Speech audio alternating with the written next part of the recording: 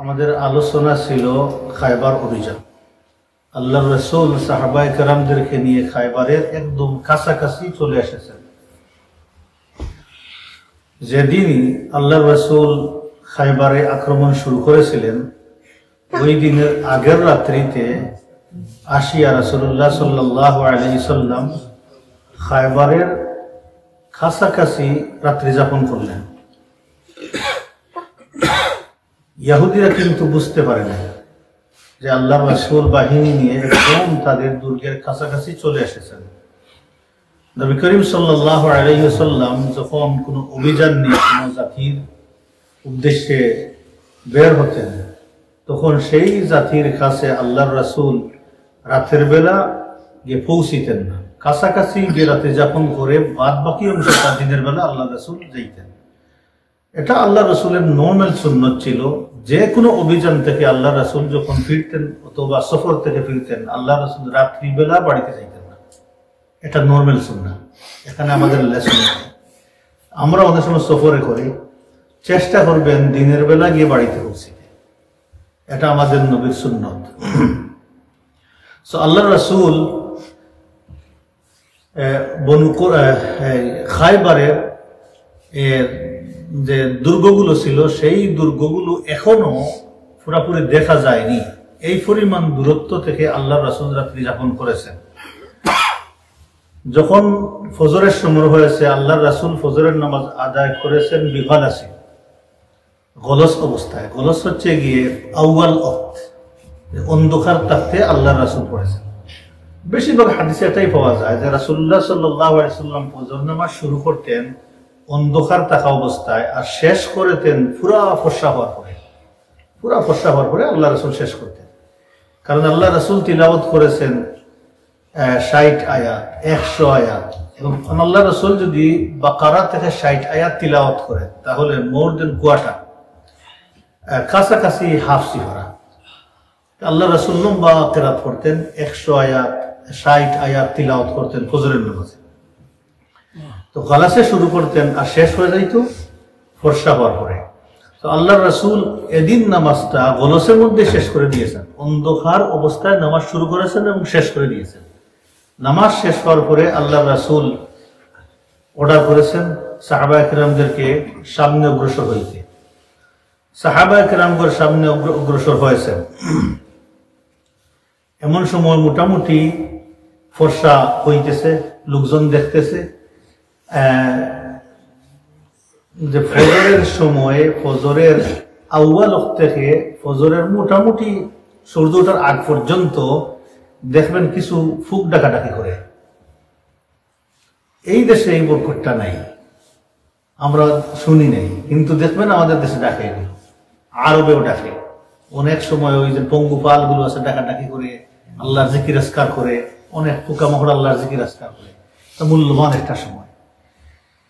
So এই সময়ে আল্লাহ রাসূল যখন অগ্রসর হচ্ছেন, তখন খায়বারবাসীরা, তাদের ক্ষেত খামার ছিল মেইন ফাইন্যান্সিয়ালের উৎস।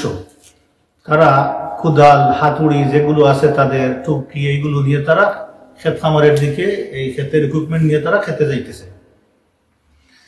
ওয়ালা ইয়াশউরুনা বাল খারাজু লিআরদিহি, যে তারা যাইতেছে তাদের ভূমির দিকে, ক্ষেত খামারের জমিনের দিকে, কিন্তু তারা বুঝতে পারে না, রিয়েলাইজ করে নাই একটা বিশাল বাহিনী আসতেছেন।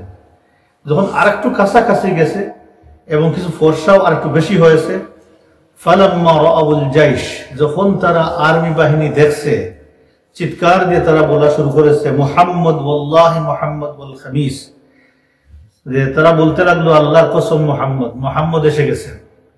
ওই দিন হতে পারে বৃহস্পতিবার ছিল, জন্য তারা খামিস বলেছে, যে বৃহস্পতিবারের শপথ, মুহাম্মদ তার বাহিনী নিয়ে এসে গেছেন। সুম্মা রাজাউ হারিবিনা ইলা মাদিনাতিহিম, তারপরে তারা তাদের সব উদ্দেশ্য ক্ষেত খামারের এটা ত্যাগ করে ভীত সন্ত্রস্ত হয়ে তাদের গড়বাড়ির দিকে দৌড়াইতে শুরু করলো। সবাই ফিরে যাচ্ছে। এই সময় রাসূলুল্লাহ সাল্লাল্লাহু আলাইহি ওয়াসাল্লাম যখন দেখলেন যে তাদের দৌড় তাদের গড়বাড়ির দিকে দৌড়াইতেছে, আল্লাহ রাসূল বললেন আল্লাহু আকবার, আল্লাহু আকবার। খারাবাত খাইবার। আল্লাহু আকবার, আল্লাহু আকবার। খাইবার বরবাদ হয়ে গেছে, খাইবার প্রজ্বলিত হয়ে যাবে, হয়ে গেছে অলরেডি। তো আল্লাহ রাসূল এই শব্দগুলো বললেন, তারপরে বললেন ইন্না ইযা নাযালনা বিসাহাতিন ফাসাআ সাবাহুল মুনজারিন। নিশ্চয়ই আমরা যখন কোন জাতির আঙ্গিনাতে গিয়ে অবতরণ করি তখন সেই জাতি বয়ার্থ জাতির সকালবেলা হয় খুব মন্দভাবে। এটা কোরআনের আয়াত, ফাসাআ সাবাহুল মুনজারিন। সো রাসূলুল্লাহ সাল্লাল্লাহু আলাইহি ওয়াসাল্লাম সাহাবায়ে কেরামদেরকে নিয়ে এক খায়বারের কাছাকাছি একটা জায়গা বাছাই করলেন। আল্লাহর রাসূল সেখানে সাহাবায়ে কেরামদেরকে নিয়ে থামলেন এবং সেখানে তাবু খাড়া করার এবং সেন্টার হিসাবে ব্যবহার করার আল্লাহর রাসূল নির্দেশ দিলেন।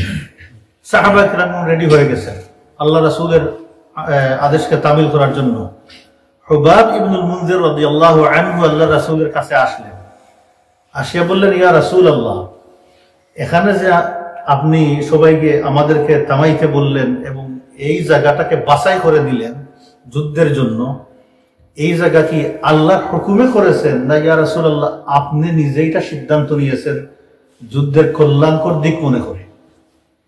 সাহাবীর প্রশ্ন শুনে আল্লাহ রাসূল বললেন, আল্লাহ রাসূল বললেন, এটা আমার রায়, অর্থাৎ আমি এটা ভালো মনে করে হুকুম দিয়েছি, এটা আল্লাহ সুবহানাহু ওয়া তাআলার কোনো হুকুম নাই। তখন সাহাবী বললেন, ইয়া রাসূলুল্লাহ ইন্না হাযাল মানজিল কারীবুন জিদ্দান মিন হুসনি নাতা। টোটাল খায়বারের এরিয়া মূলত বড় অংশ হিসাবে দুই ভাবে বিভক্ত, একটা হচ্ছে নাতা আর হচ্ছে কুতাইবা। একটু পরে আমরা আলোচনা করব দুইটা। আর নাতা অংশের মধ্যে একটা সাব অংশ আছে, সেই অংশের নাম হচ্ছে আশিক। তাহলে আমরা প্রথমে জায়গাটার আইডিয়া পাইলাম। তিনি বললেন যে নাতা এরিয়ার সকল আর্মিদের হেডকোয়ার্টার হচ্ছে এই জায়গাতে, অর্থাৎ আমাদের এই যে স্টেশন যেটা করবো আমরা এখান থেকে এই নাতা এরিয়ার আর্মির হেডকোয়ার্টার খুব কাছাকাছি, এক নম্বর।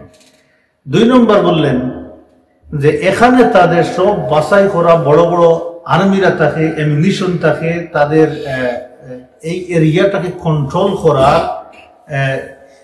যত ইকুইপমেন্ট সবগুলো এখানে থাকে, এখান থেকে তারা সবকিছু পরিচালিত করে।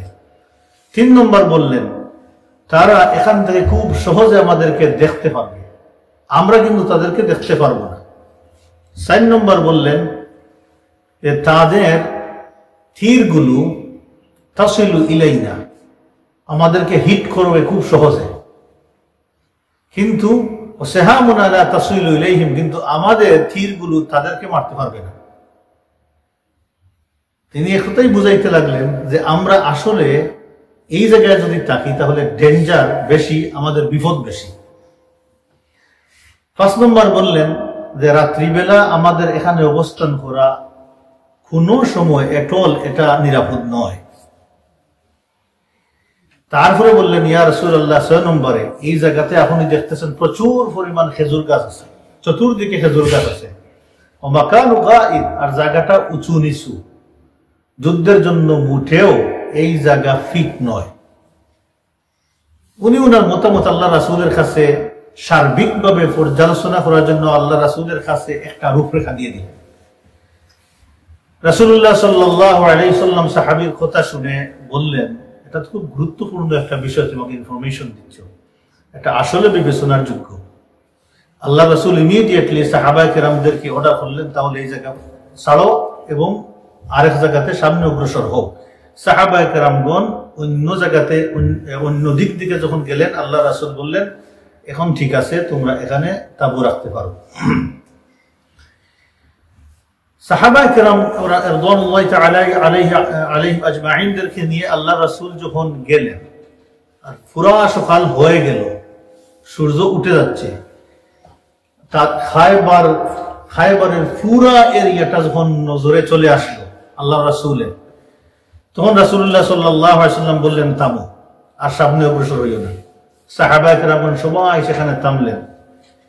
আল্লাহ রাসূল সাহাবায়ে কেরামদেরকে নিয়ে প্রথম নজরে যখন দেখলেন খায়বার, আল্লাহ রাসূল দোয়া করলেন, আল্লাহুম্মা রাব্বুস সামাওয়াতিস সাব'i ওয়া মা আযলালনা, আল্লাহ সাত আকাশের রব এবং যে সমস্ত জিনিসের উপরে গিয়ে ছায়া দেন, আপনি ছায়া রাখেন, অর্থাৎ গাছের ছায়া, গাছের ছায়া, হোয়াটএভার ছায়া পড়ে, মা আযলালনা সেটারও রব আল্লাহ।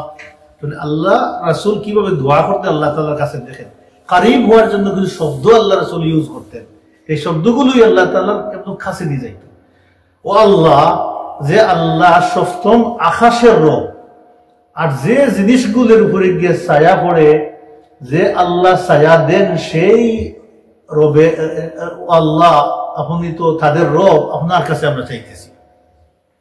এইভাবে আল্লাহ রাসূল কাকুতি মিনতি করে আল্লাহকে চাইতে লাগলেন। ওয়া রাব্বুল আরদিনা সাব'a ওয়া মা ক্বালালনা, ওয়া আল্লাহ যে আল্লাহ সাত জমিনের রব এবং সাত জমিন যাহা কিছু ধারণ করে তার রব। ওয়া রাব্বুশ শায়াতিনা ওয়া মা আযলালনা, ওয়া আল্লাহ যে আল্লাহ শয়তানের রব, আর শয়তান যে সমস্ত মানুষদেরকে পথহারা করে সেই পথহারা মানুষের রব। ওয়া রাব্বুর রিয়াহি ওয়া মা আজরিনা, বাতাসের রব, আর যে সমস্ত জিনিসের উপর দিয়ে আল্লাহ তুমি বাতাস প্রবাহিত করো তাদেরও রব। ফাইন্না নাসআলুকা খায়রা হাযিহিল ক্বরয়া, ও আল্লাহ আমরা আপনার কাছে চাইতেছি এই নগরীর কল্যাণ, অর্থাৎ এই নগরী থেকে কিছু কল্যাণ চাইতেছি আল্লাহ। ও খায়রা আহলিহা, এর অধিবাসীদের থেকে কিছু কল্যাণ চাইতেছি আল্লাহ। ও খায়রা মা ফিহা, ও আল্লাহ এখানে যত কিছু আছে প্রত্যেকটা জিনিস থেকে আল্লাহ আমরা কল্যাণ চাইতেছি। ونعوذ بك من شر هذه القرية, والله এই নগরীর অনিষ্টতা থেকে আপনার কাছে আমরা আশ্রয় চাইতেছি। وشر أهلها, والله এর মানুষের অনিষ্টতা থেকে আশ্রয় চাইতেছি। وشر ما فيها, এখানে যত কিছু আছে আল্লাহ সকল কিছুর অনিষ্টতা থেকে আপনার কাছে আশ্রয় চাইতেছি। এক জায়গাতে বসতি করতে গেলে এই দোয়াগুলো আমরা সবার করা উচিত। এই জায়গায় অনেক অনিষ্টতা থাকে, অনেক ক্ষতিকারক থাকে, তো আল্লাহ রাসূল কোন জায়গাতে নতুন করে কিছুদিন থাকতে অথবা সেখানে বসতি করতে যদি যাওয়ার দরকার হইতো, আল্লাহ রাসূল দোয়া করতেন, আল্লাহ আপনার কাছে এই জায়গার অনিষ্টতা থেকে আপনার কাছে আশ্রয় চাইতেছি। এটা আমাদের উচিত এই দোয়াটা করা। কোরআনের ভিতরে প্রমাণ আছে, নূহ আলাইহিস সালাতু ওয়াস সালাম যখন নৌকা দেখে অবতরণ করলেন কি দোয়া করেছিলেন? রব্বি আনজিলনি মুনজালাম মুবারাকা ওয়া আনতা খায়রুল মুনজিলিন, ও আল্লাহ আমাকে বরকতময় একটা অবতরণ করাও, বরকতময় অবতরণ করাও। তা আমরা দেশে যাই, যখন প্লেনে নামা শুরু করে তখন এই দোয়াগুলো করবেন। ওঠার সময় এক দোয়া আছে, নামার সময় এই দোয়াগুলো করবেন। বিভিন্ন দেশে সফর করে যান, আমরা জানি না আমাদের সেখানে কি আছে, আমরা আল্লাহর কাছে এই সময় আমরা মুসাফির সবাই মনে রাখবেন, এই হাল্লতে আল্লাহ দোয়া কবুল করেন, দোয়া করে যাবেন, দেখবেন বিপদ যদি সেখানে থাকে আল্লাহ সেটা সরাই দেবে। আল্লাহ আমার সেখানে যাওয়াটা না অবতরণটা আল্লাহ বরকতময় করে দেব। আর সেই জায়গার কোনো অনিষ্টতা থাকলে আল্লাহ সেটা থেকে আপনার কাছে আশ্রয় চাইতেছে। আল্লাহর কাছে আশ্রয় চাওয়ার পরে কার কি ক্ষমতা আছে হাম করার, সার করার, অনিষ্ট করার? কোনো ক্ষমতা নাই। তো রাসূলুল্লাহ সাল্লাল্লাহু আলাইহি ওয়াসাল্লাম আগেই আল্লাহ তাআলার কাছে নিজেকে সাবমিট করে দিলেন, আল্লাহর কাছে দোয়া করলেন। দোয়া করলে বললেন অগ্রসর হোক। তার সাথে একটু জয়েন করে দেই, আমরা তো অনেকেই আল্লাহর তোয়াফে যাই, হারামে যাই না। কাবাগর হারাম না, কাবাগর না, হারাম দেখার সাথে সাথে আল্লাহ রাসূল দাঁড়িয়ে দোয়া করতেন এবং সেই দুটো হাত তুলে করতেন। হাদিস শরীফে আছে 7 জায়গাতে আল্লাহ রাসূল হাত তুলে দোয়া করতেন। এর মধ্যে একটা হচ্ছে কাবা শরীফ দেখার সাথে সাথে আল্লাহ রাসূল দোয়া করা শুরু করে দিতেন। এগুলো শিখে যায়, কাজ দিবে, মানে যাওয়াটা আর আসাটা এখন সার্থক মনে হবে। আমরা অনেক জিনিস মিস করি, ওই মানে আমাদের নিজের মধ্যে খাবার ইনফ্লুয়েন্স, দ্বীনের ইনফ্লুয়েন্স, যেটা এই এনাফ রেফারেন্স, যেটা মর্যাদা, সম্মান, তাকওয়া, এই জায়গা সবগুলো নিয়ে আমরা এইভাবে অ্যাপ্রোচ করতে পারি না, যার কারণে আমরা ফিরে আসি, আমাদের সফরটা হয়ে যায় kinds of just visiting travel, এইভাবে হয়ে যায়। এখান থেকে আসল রসটা আমরা দিয়ে বের হইতে পারি না। আল্লাহ রাসূল দেখে এই দোয়া করে শুরু করে দিতেন। লম্বা দোয়া আছে, যতটুকু পারা যায় ততটুকু মুখস্থ করে যাইবে। যাই হোক, আল্লাহ রাসূল দোয়া শেষ, আল্লাহ রাসূল বলেন আকদিমু, সামনে অগ্রসর হোক। সাহাবা কেরামগণ বিসমিল্লাহ বললেন, বিসমিল্লাহ, আল্লাহর নামে আর একটু অগ্রসর হোক। সাহাবা কেরাম অগ্রসর হইলেন, হয়ে সাহাবা কেরামগণ সর্বপ্রথম এটাকে বলা হয় হুসনে নাঈম, নাঈম দুর্গের কাছাকাছি গিয়ে সেখানে থামলেন। এটাই হচ্ছে গিয়ে ফাইনাল অবতরণের জায়গা, এবং এটাই হবে সেন্টার এখানে, আনটিল যুদ্ধের এন্ড আপ না হওয়া পর্যন্ত, একটা সমাধানে না যাওয়া পর্যন্ত আল্লাহ রাসূল সেখানে থামলেন। এখন আমরা দেখি খায়বারের ভিতরের দুর্গসমূহের একটু আইডিয়া আমরা নিই। আমি আগেই বলেছিলাম যে খায়বারের এন্টায়ার এরিয়ার দুইটা নাম কার মনে আছে? একটা হচ্ছে নাতা এরিয়া, আর একটা হচ্ছে কুতাইবা। নাতা এরিয়ার আরেকটা অংশ আছে, সেটার নাম হচ্ছে গিয়ে শিক এরিয়া। যাই হোক, এই নাতাতে আছে তিনটা দুর্গ, বড় বড় দুর্গ আছে তিনটা। একটা হচ্ছে নাঈম দুর্গ, 2 নম্বর সাআব ইবনে মুআজ দুর্গ, সাআব ইবনে মুআজ, সাআব দুর্গ, তারা বলতে সাআব দুর্গ, আসলে এটা সাআব বিন মুআজ দুর্গ। 3 নম্বর কিল্লাতু জুবায়ের, জুবায়ের কেল্লা দুর্গ, জুবায়েরের কেল্লা দুর্গ। বলে 3টা দুর্গ ছিল এই কোথায়? নাতা এরিয়াতে। আর শিক এরিয়াতে ছিল আরো 2টা, উবাই দুর্গ আর নেজার দুর্গ। তাহলে কয়টা পাইলাম আমরা? টোটাল গ্রেটার নাতা এরিয়াতে পড়ছে 5টা দুর্গ। আচ্ছা, কুতাইবা এরিয়া, সেখানে আছে আরো 3টা দুর্গ। 1 নম্বর কামুস দুর্গ। এই কামুস দুর্গটা ছিল বিলংস টু বনি নদীর। আগে যারা এক্সপেল হয়েছে মদিনা থেকে, সেই বনি নদীর এইটাই কন্ট্রোল করত, তারা কিনে রেখেছিল সেখানে জায়গাটা। মূলত ওই জায়গাটা ছিল তাদের জন্য ফেভার এরিয়া, প্রোটেক্টেড এরিয়া। আদার ইয়াহুদিরা সেখানে গিয়ে ইনভেস্ট করত, আর কেউ গরিব ইয়াহুদি তারা সেখানে ওই জায়গাটা, তার দুর্গটা তারা কিনে নিত। হ্যাঁ, ওদেরকে বসবাস করাইতো তারা, এটাকে বলে রায়ত হিসাবে। আমাদের জায়গাতে তোমরা থাকবা, ফসল বুক করবা, সব দেখাশোনা করবো, আমাদেরকেও দিবা, রায়ত হিসাবে তারা বসবাস করাইতো। তাহলে 1 নম্বর হচ্ছে গিয়ে কামুস দুর্গ, 2 নম্বর বতিহ দুর্গ, 3 নম্বর সালালিম দুর্গ। তাহলে কয়টা দুর্গ আছে কুতাইবা এরিয়াতে? 3টা আর 5টা কয়টা হইল? এই টোটাল 8টা দুর্গ। এই 8টা দুর্গের বাহিরে আরো কিছু ছোট ছোট দুর্গ আছে আশপাশ, এবং কিছু ভবনও আছে, উঁচু উঁচু কিছু ভবনও আছে। উঁচু এরিয়াতে উঁচু, নিচু এরিয়াতে নিচু এভাবে তারা বানাইতো। কিছু দুর্গ আছে সেখানে, সেগুলোকে আর বড় আকারে কাউন্ট করেন নাই। এখন দেখি আমরা যুদ্ধ সূচনাটা কিভাবে শুরু হলো। রাসূলুল্লাহ সাল্লাল্লাহু আলাইহি ওয়াসাল্লাম চিন্তা করলেন প্রথমে নাঈম দুর্গতে আক্রমণ করার। নাঈম দুর্গে আক্রমণ করার আল্লাহ রাসূল সিদ্ধান্ত নিলেন সাহাবায়ে কেরামদের সাথে পরামর্শ করে। তার 2টা কারণ। 1 নম্বর কারণ হচ্ছে অবস্থান কৌশলগত আর ইয়াহুদিদের প্রতিরোধ বহু, এইটাতেই ছিল সবচাইতে বেশি। মনে হচ্ছিল যে নাঈম দুর্গ কঙ্কার করতে পারলে এই পরিমাণ এফার্ট বা শক্তি মুসলমানদের স্পেন্ড করতে হবে না আদার দুর্গতে। অতএব এটাকে প্রাইম টার্গেট করলেন মুসলমানরা। 1 নম্বর। 2 নম্বর, এই দুর্গের মালিক ছিল একজন খুব নামকরা নামী ব্যক্তি, এক গুন্ডা টাইপের একজন মানুষ। তার নাম ছিল মারহাব।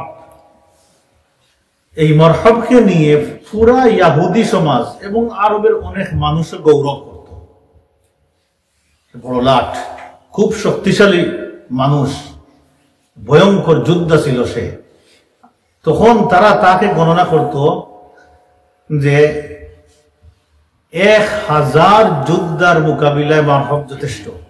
বলে আল বাতালুল ইয়াহুদ, ইয়াহুদিরা মারহাবকে নিয়ে গৌরব করত, অহংকার করত যে 1000 যুদ্ধের দিকে আমাদের মারহাবের দিকে, এইভাবে তারা বড়াই করত, অহংকার করত। এখন যুদ্ধ শুরু হয়ে যাবে কাছাকাছি সময়। এই মরহাবকে খেয়ে হত্যা করেছে। এটা নিয়ে সুবহানাল্লাহ, এটা একটা ঘটনা, এক এক তারিখিনগণ এক একভাবে বর্ণনা করেছে। সার কথা এটাই যে এইভাবেই ঘটনা ঘটেছে, রেওয়ায়াতের মধ্যে বিন্দু বিন্দু কিছু বর্ণনা পাওয়া গেছে ঘটনাগুলো বর্ণনার সময়। আমি একটু বেশ কম আপনাদের কাছে লাগবে, এই বেশ কমটা সহ আমি আলোচনা করার ইচ্ছা করেছি, যেহেতু সিরা তারিখবিদগণ বাদ দেন নাই, এইভাবেই বর্ণনা করেছেন এই জন্য। তো মোটামুটি এটার একটা কাছাকাছি নিয়ে আসার আমি চেষ্টা করেছি দুইটা তিনটা বর্ণনার মধ্যে।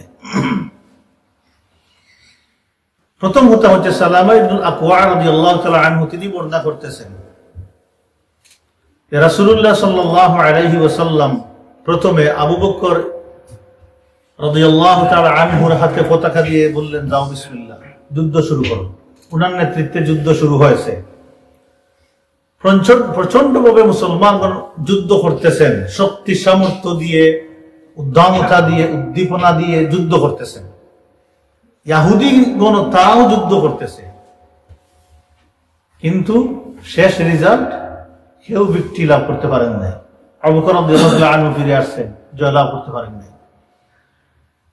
ফরেজ থেকে রাসূলুল্লাহ সাল্লাল্লাহু আলাইহি ওয়াসাল্লাম ওমর ইবনুল খাত্তাব রাদিয়াল্লাহু আনহুকে দিলেন পতাকা, যাও যুদ্ধ করো আল্লাহর নামে। তিনি গেলেন, সেখানে গিয়ে যুদ্ধ করলেন, ভয়াবহ যুদ্ধ হলো, তারাও যুদ্ধ করলো। শেষ রেজাল্ট তিনিও কঙ্কার করতে পারেন নাই, ফিরে আসলেন। এইভাবে প্রায় 10 দিন গেল, কেউ বলেছেন 10 দিনের বেশি সময় চলে গেছে এইভাবে। একটা কথা। আরেকটা কথা হচ্ছে রাসূলুল্লাহ সাল্লাল্লাহু আলাইহি সাল্লামের আর্মিগণ আল্লাহ রাসূলের হুকুমে যখন যুদ্ধ শুরু করেছেন, ইহুদি নেতা এই মরহাব সেই সামনে চলে আসছে আগে, অস্ত্র শস্ত্রে সজ্জিত হয়ে, হেলিয়ে দুলিয়ে সে মুসলিম আর্মির সামনে চলে আসছে এবং আল্লাহর রাসূলকে ইঙ্গিত করে সে বলতেছে। এবং এই সময়ে সে কিছু কথা বলার পাশ দিয়ে সে কবি ছিল, শায়র ছিল, বীরত্বগাথা কবিতা গাইতে লাগলো। তার 2-3টা লাইন ছিল এইভাবে, قد علمت خيبر أني مرحب شاك السلاح بطل مجرب। খায়বার জানে আমার নাম মরহাব, আমি মরহাব। খায়বার জানে আমি কিভাবে অস্ত্র পরিচালনা করি, অস্ত্র বুড়াই, খায়বার জানে। এবং আমি কত অহংকারের সাথে আমি এনিমিকে আঘাত করতে পারি, খায়বার জানে। এইভাবে সে কবিতা গাইতেছিল। সে বলল, যুদ্ধ যখন শুরু হয়ে যায় তখন আকবরাতিত তালহা, আমি সেই যুদ্ধের আগুনকে আরো বেশি প্রজ্বলিত করে দিতে পারি। এইভাবে সে অহংকার করে করে সে অগ্রসর হলো, সামনে আসলো এবং সে চ্যালেঞ্জ করলো।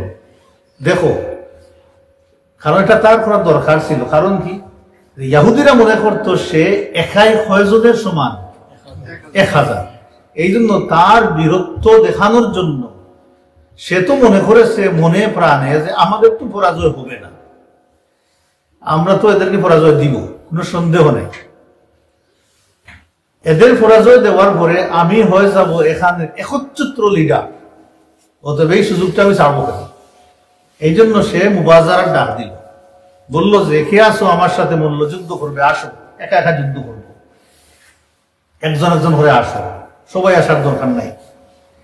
রাসূলুল্লাহ সাল্লাল্লাহু আলাইহি ওয়াসাল্লাম এই কথাগুলো তার শুনতেছেন। ইমিডিয়েটলি কাব বিন মালিক রাদিয়াল্লাহু আনহু কবিতার আকারে তার সেই বীরত্বগাথা কবিতাগুলোর জবাব দিলেন। তিনিও বীরত্বগাথা কবিতা দিয়ে, লম্বা কবিতা বললে সময় যাবে, তিনি জবাব দিয়ে দিলেন তাদেরকে। রাসূলুল্লাহ সাল্লাল্লাহু আলাইহি সাল্লাম বললেন, এই লোকটির সাথে খেয়ে আসো, লড়বে এখন। মুহাম্মদ বিন মাসলামা রাদিয়াল্লাহু আনহু বললেন, ইয়া রাসূলুল্লাহ, আমি তার সাথে যুদ্ধ করব। ইয়া রাসূলুল্লাহ, সে গতকাল আমার ভাই মাহমুদ বিন মাসলামাকে হত্যা করেছে, আমাকে পারমিশন দিন তাকে হত্যা করে আমার ভাই হত্যার প্রতিশোধ যাতে আমি নিতে পারি। ইয়া রাসূলুল্লাহ, আমাকে পারমিশন দিন। রাসূলুল্লাহ সাল্লাল্লাহু আলাইহি ওয়াসাল্লামের সামনে তিনি বললেন, ইয়া রাসূলুল্লাহ, আপনি নির্ভয়ে আমাকে পারমিশন দিন। ওই তার কবিতাগুলো রিপিট দিয়ে তিনি বললেন, আমিও অনেক বড় যোদ্ধা বীর, আল্লাহ রাসূলের কাছে নিজের ওইটা তুলে ধরলেন। আমিও পিছন দিকে যাই না, যুদ্ধ করি, বীরত্বের সাথে যুদ্ধ করি, যুদ্ধের মাঠে ওইটা ঠিক। অহংকার প্রদর্শন করা মুশরিকের সাথে এটা ঠিক আছে। পার্সোনাল বিষয় নিয়ে অহংকার করা এটাও ফারাক। আল্লাহর জন্য অহংকার প্রদর্শন করা সওয়াবের কাজ, মুছ লম্বা করা গুনাহ না সওয়াবের কাজ, মুছ লম্বা করা গুনাহ কাজ, খেলাফুস সুন্নাহ। আমরা অনেকে এটা করি, লম্বা লম্বা মুছ রাখি না, মুছকে ট্রিম করবেন, দাড়ি লম্বা হবে। কিন্তু যুদ্ধের মাঠে এনিমিকে বয়ে দেখানোর জন্য যোদ্ধারা যদি এটা রাখে তাদের জন্য জায়েজ, তাদের জন্য সওয়াবের কাজ হয়। এক এক জায়গাতে এক এক ধরনের আচরণ আছে, এটা সওয়াবে পরিণত হয়ে যায়। সাহাবী রাদিয়াল্লাহু আনহুকে আল্লাহর রাসূল পারমিশন দিলেন। কাকে দিলেন পারমিশন? মুহাম্মদ বিন মাসলামা রাদিয়াল্লাহু আনহুকে পারমিশন দিলেন আল্লাহর রাসূল, দিয়ে বললেন যাও। আর বললেন, ও আল্লাহ, মারহাবকে তুমি সাহায্য করো যাতে সে না সরি আল্লাহ মুহাম্মদ বিন মাসলাকে তুমি সাহায্য করো যাতে সে মারহাবকে হত্যা করতে পারে, পর্যদস্ত করে দিতে পারে। আল্লাহ তুমি সাহায্য করো। এদিকে আল্লাহ রাসূলের দোয়া, আর তিনি হেলিয়ে দুলিয়ে অস্ত্র নিয়ে গেলেন, তরবারি নিয়ে গেলেন। দুইজনের মধ্যে যুদ্ধ শুরু হলো। মাঝে পড়ে গেল একটা পুরাতন গাছ। এই দুইজনই ছপাইতেছেন, মারতেছেন একজন আরেকজনকে, এবং টার্ন ওভার করতেছেন গাছের পিছনে আসিয়া, অর্থাৎ গাছকে ডাল হিসাবে ব্যবহার করতেছেন।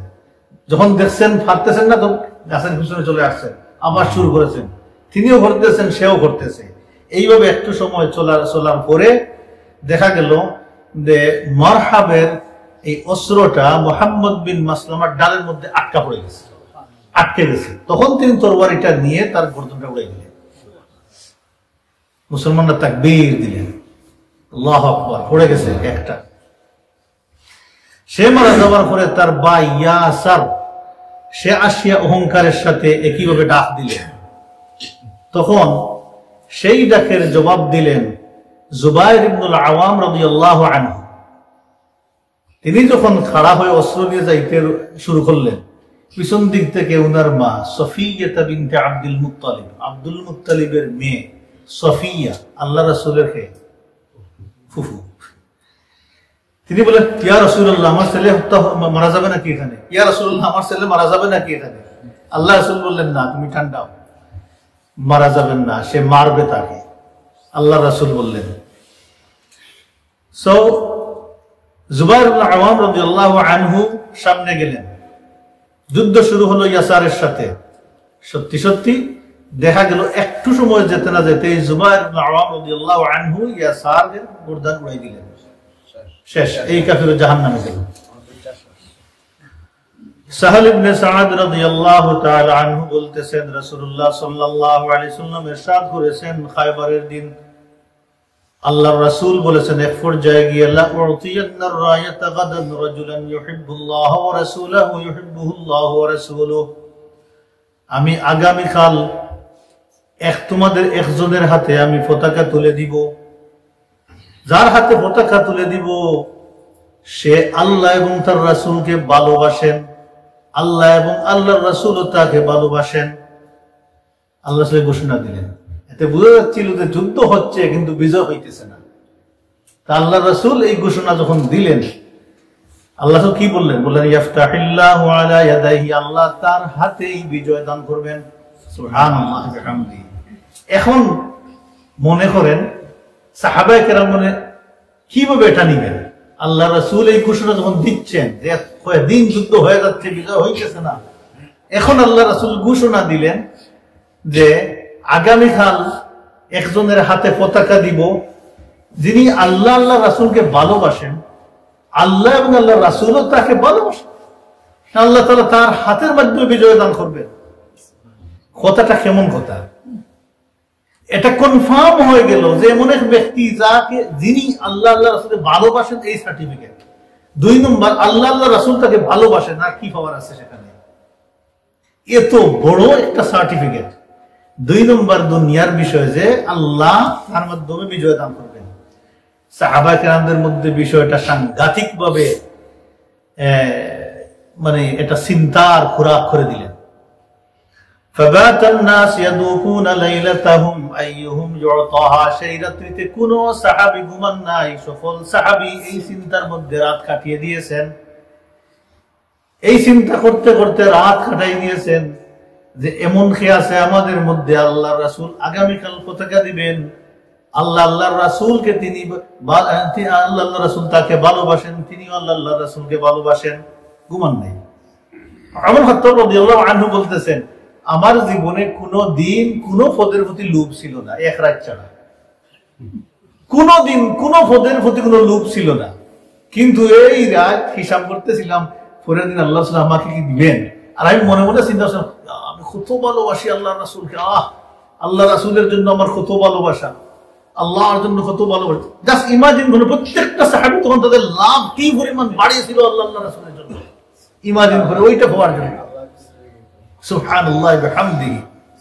এটা ছিল অ্যাটাচমেন্ট উইথ দ্য দীন অফ আল্লাহ জাল্লা ওয়া আলা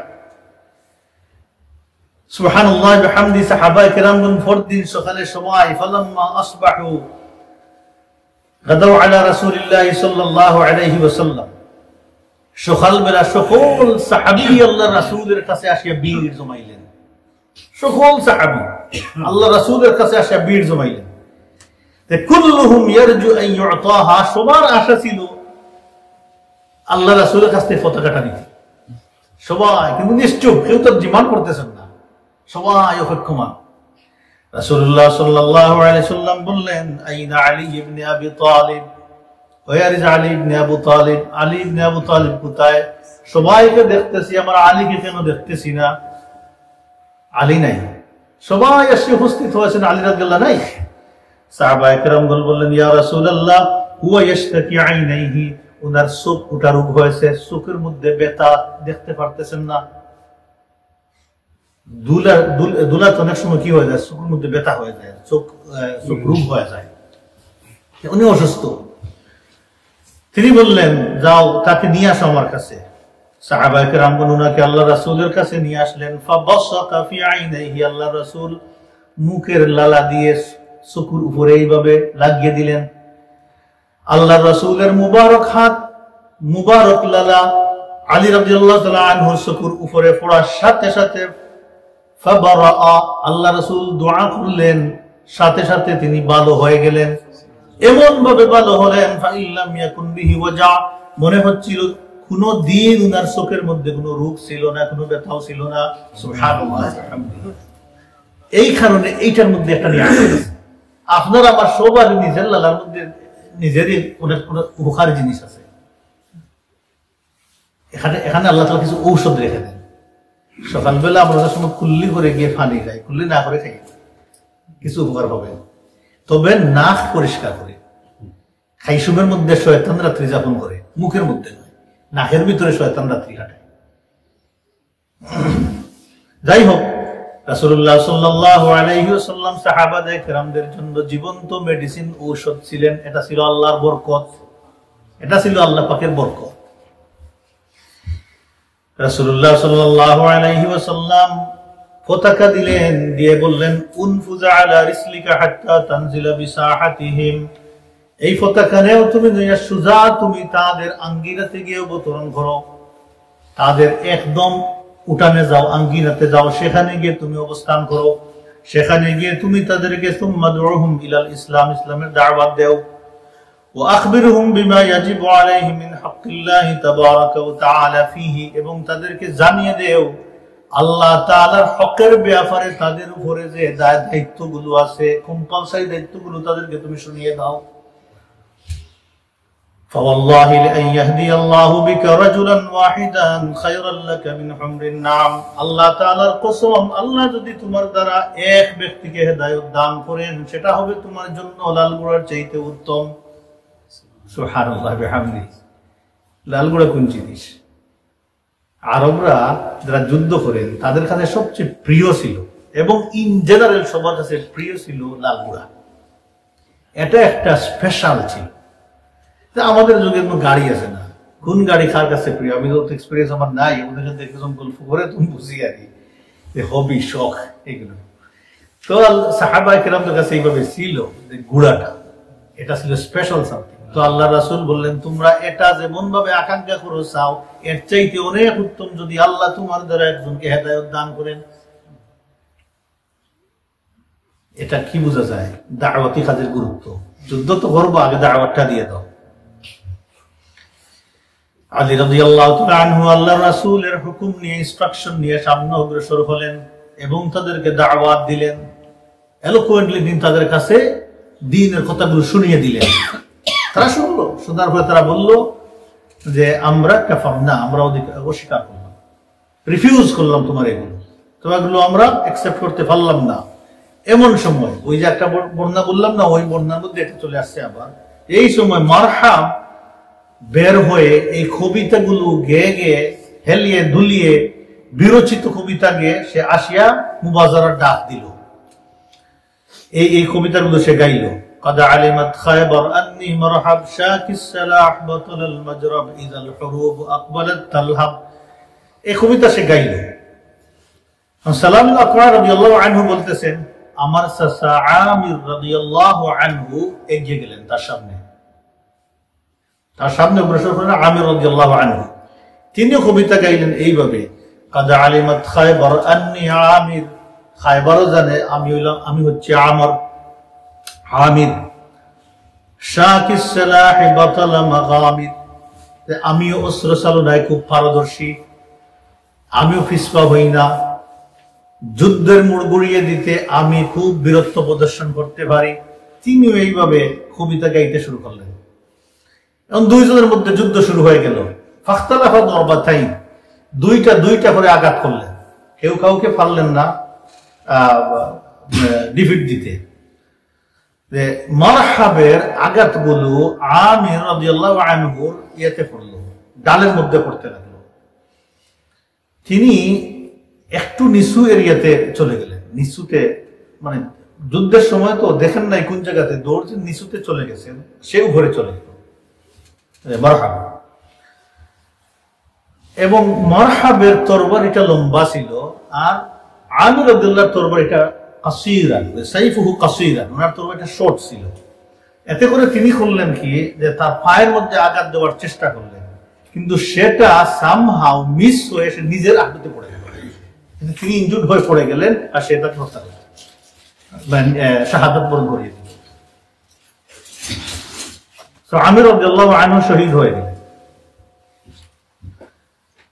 আমির রাদিয়াল্লাহু তাআলা আনহু শহীদ হওয়ার সাথে সাথে আল্লাহর রাসূল ঘোষণা করলেন, ইন্না লাহুল আজরাইন, আমার আমিরের জন্য ডাবল রিওয়ার্ড, আল্লাহ তাকে দ্বিগুণ সওয়াব দিবেন। সুবহানাল্লাহ ওয়া বিহামদিহি। তাহলে মুসলমানদের দুঃখ আছে, দুঃখ নাই। কেন আল্লাহ রাসূল বললেন ডাবল রিওয়ার্ড? কারণ উনি বনি ইসরাইলের হাতে নিহত হয়েছে। এটা ইন জেনারেল হাদিস। আমাদের কোন মুসলমান, আমরা যদি তাদের হাতে নিহত হই তাহলে 2টা শহীদের সওয়াব।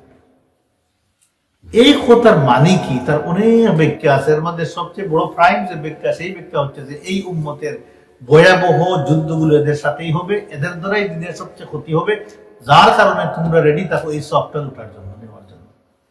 এই পরিমাণ মারামারি অন্য জাতির সাথে হবে না এবং তারা খাড়া করতে পারবেও না, এবং তারা দীর্ঘমেয়াদী দুশমনী করতেও পারবে না। শুধুমাত্র আহলে কিতাবরাই তোমাদের দীর্ঘমেয়াদী যুদ্ধ করবে কিয়ামতের আগ পর্যন্ত। অতএব এদের সাথে তোমাদের সবচেয়ে বড় বড় যুদ্ধ হবে, এই সওয়াবটা নেওয়ার জন্য তোমরা রেডি থাকো। আল্লাহ রাসূল এইভাবে আঙ্গুল একসাথে করে দেখিয়ে দিলেন, জামা ইসবাইহি, 2টা আঙ্গুল আল্লাহ রাসূল একসাথে করে দেখিয়ে দিলেন যে ওনার জন্য আছে 2টা সওয়াব, 2 শহীদের সওয়াব।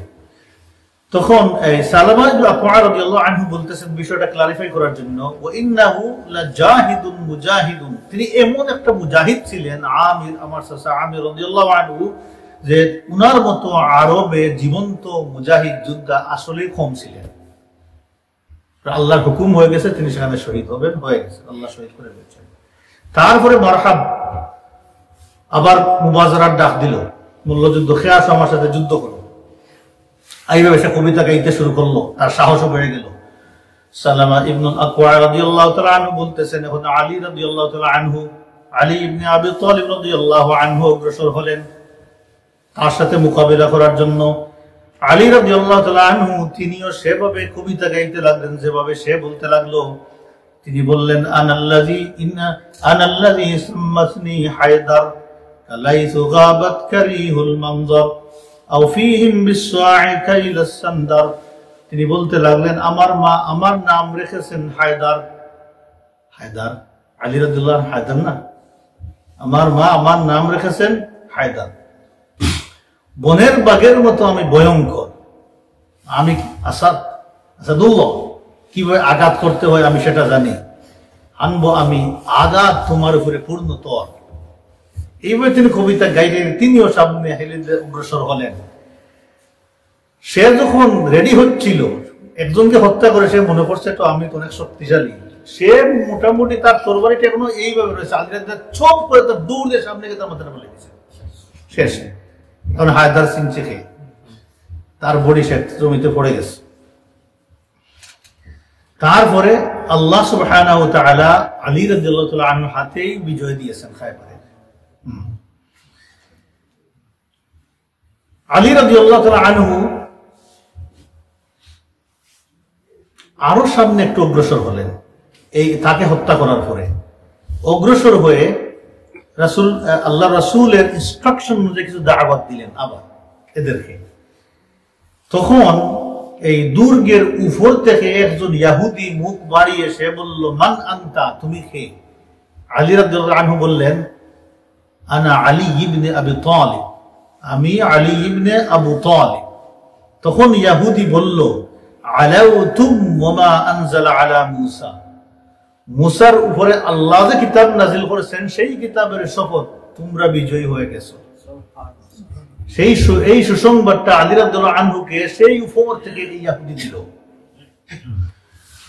তারপর নাঈম দুর্গের চারিপাশে ভয়াবহ যুদ্ধ শুরু হল। তার সমস্ত আর্মি একসাথে ঝাঁপিয়ে পড়ল, যুদ্ধ শুরু হলো। মুসলমানগণ বীর বিক্রমে যুদ্ধ করতেছেন। কিন্তু আশ্চর্যের বিষয় হলো, এই দুর্গে যুদ্ধ চলতেছে, আদার দুর্গের আর্মিরা আসিয়া হেল্প করলো না, সাহায্য করলো না। তারা ভীত সন্ত্রস্ত হয়ে তারা তাদের দুর্গতেই থাকলো, সেখান থেকে আর বেরিয়ে আসলো না এই দুর্গতে। কয়েকদিন যুদ্ধ চলল কোন বর্ণনার মধ্যে ওই দিনের শেষেই, বেশিরভাগ বলেছেন যুদ্ধ কয়েকদিন চলছে। শেষ পর্যন্ত মুসলমানদের যথেষ্ট কষ্ট করতে হয়েছে। এই দুর্গের পতন ঘটাতে যথেষ্ট পরিমাণ মুসলমানদের স্যাক্রিফাইস করতে হয়েছে, কষ্ট করতে হয়েছে। শেষ পর্যন্ত আল্লাহ সুবহানাহু ওয়া তাআলা মুসলমানদের হাতেই এই দুর্গের পতন ঘটাইলেন। শেষের ভাগ ছিল এইভাবে, যখন তারা দেখলো যে মুসলমানরা প্রতিদিনই যুদ্ধ করেন বীর বিক্রমে, তাদের সাহায্যে অন্যরা আসে না, তারা চিন্তা করে দেখলো যে ফাতাসাল্লালুনা, চিন্তা করলো যে আমরা আর পারবো না। তাসাল্লুল বলা হয় যে চুপিসারে ত্যাগ করা। তারা আস্তে আস্তে চুপিসারে এই দুর্গ ত্যাগ করে সাআব বিন মুআজ দুর্গে নিয়ে গিয়ে আশ্রয় নিল। সেকেন্ডটাতে সেটাতে তারা আশ্রয় নিল। অনেক যোদ্ধা যখন চলে গেছে, বাদ বাকি যোদ্ধাদের উপরে মুসলমানরা প্রচন্ড বেগে আক্রমণ করে দুর্দণ্ড প্রতাপে পরাজয় দিয়ে তাদেরকে মুসলমানরা দখল করে নিলেন নাঈম দুর্গ। আল্লাহু আকবার। তাহলে 8টার মধ্যে একটা নাঈম দুর্গ পরাজয় হইল, মুসলমানদের হাতে চলে আসলো। 8টা দুর্গের আমরা আলোচনা করবো একটা একটা করে। শেষ হওয়ার পরে আমরা ক্যালকুলেশন দিব যে কতজন ইহুদি নিহত আছে, কতজন মুসলমান নিহত আছে, কি পরিমাণ গনিমত আল্লাহ তাআলা দিয়েছেন, কিভাবে বন্টন করেছেন ইনশাআল্লাহ। সুবহানাকাল্লাহুম্মা ওয়া বিহামদিকা নাশহাদু আল্লা ইলাহা ইল্লা আনতা নাস্তাগফিরুকা ওয়া নাতুবু ইলাইক।